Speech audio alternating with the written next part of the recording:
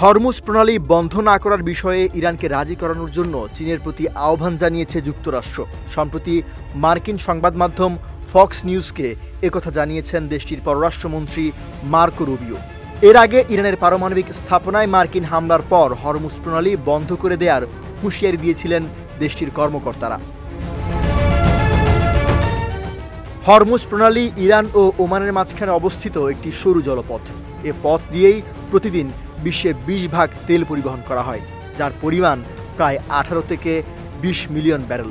এছাড়া এই জ্বালানি তেলের প্রায় 70%-ই ভোক্তা দক্ষিণ এশিয়া।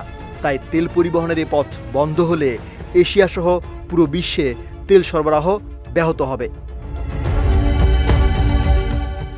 তবে ইরানের তেলের সবচেয়ে বড় ক্রেতা হচ্ছে চীন।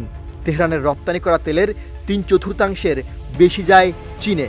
পাশাপাশি বিশ্বের দ্বিতীয় বৃহত্তম অর্থনীতির দেশ চীন এখন ইরানের সবচেয়ে বড় বাণিজ্যিক অংশীদার। সেই দিক বিবেচনা করে মার্কিন পররাষ্ট্রমন্ত্রী মার্কো রুবিও বলেন, যারা হরমুজ প্রণালী দিয়ে তেল পরিবহনের উপর ব্যাপকভাবে নির্ভরশীল সেই চীনের সরকারকে আমি উৎসাহিত করব তারা যেন এ বিষয়ে ইরানের সঙ্গে যোগাযোগ করে।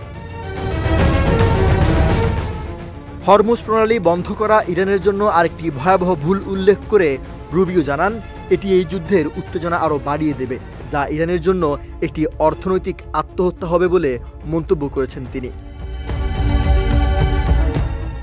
এদিকে ইরানে যুক্তরাষ্ট্রের হামলার পর বিশ্ববাজারে হঠাৎ জ্বালানি তেলের দাম বেড়েছে। রয়টার্স জানিয়েছে, যুক্তরাষ্ট্রের অপরিশোধিত তেলের দাম বেড়েছে 3.6%। এতে প্রতি ব্যারেলে দাম দাঁড়িয়েছে $76.47।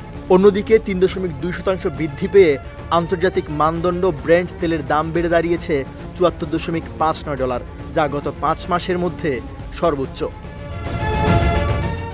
সৈয়দ নওশাদ, বিজয় টিভি, নিউজ ডেস্ক।